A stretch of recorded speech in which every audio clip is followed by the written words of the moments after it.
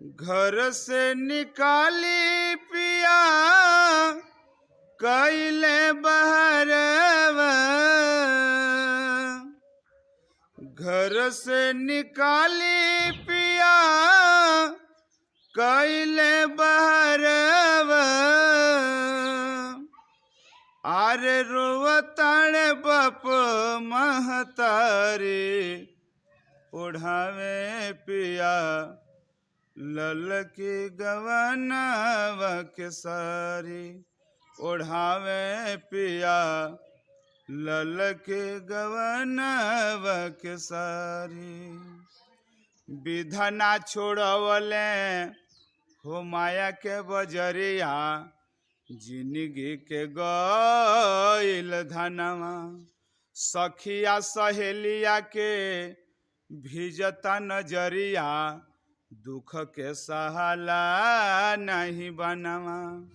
विधना छोड़वले हो माया के बजरिया जिंदगी के गइल धनवा। सखिया सहेलिया के भिजता नजरिया दुख के सहाला नहीं बनवा। डोलिया उठा के कान्हा वहाँ पर बैठा के। डोलिया उठा के कान्हा वहाँ पर बैठा के। अरे चलल कहाँ रवा चारे ओढ़ावे पिया ललकी गवनवा के सारी।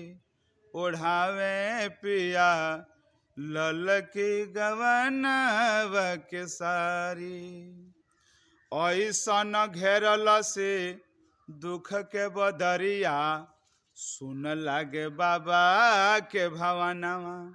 निदिया में सूती गईनी ओढ़ी के चदरिया पिया लेके चल गवनवा। ऐसन घेरल से दुख के बदरिया सुन लागे बाबा के भवनवा। निदिया में सूती गईनी ओढ़ी के चदरिया पिया लेके चल गवनवा। सुतल से जरिया पर लोगवा निहारे। सुतल से जरिया पर लोगवा निहारे। मुहावा चदरिया के टारे ओढ़ावे पिया ललकी गवनवा के सारी।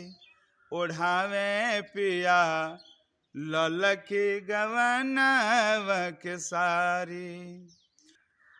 जैसे तड़पे जल के मछरिया तड़पेला सब के परनवा। मुहावा से नाही निकले लकरिया तनिको न बोलेला सुगनवा।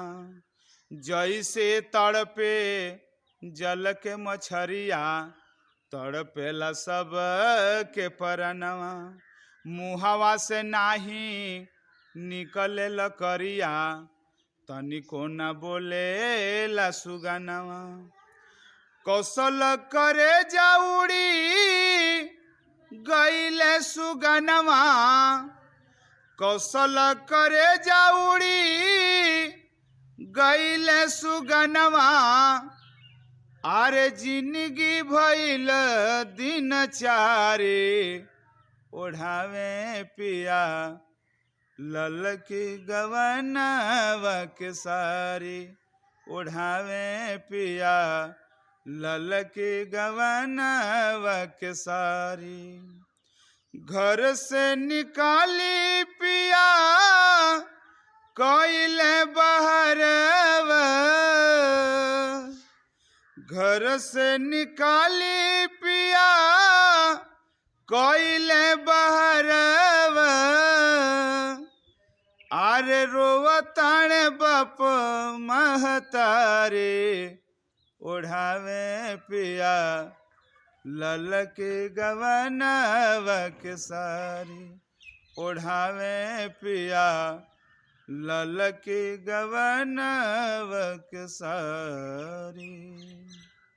नमस्कार।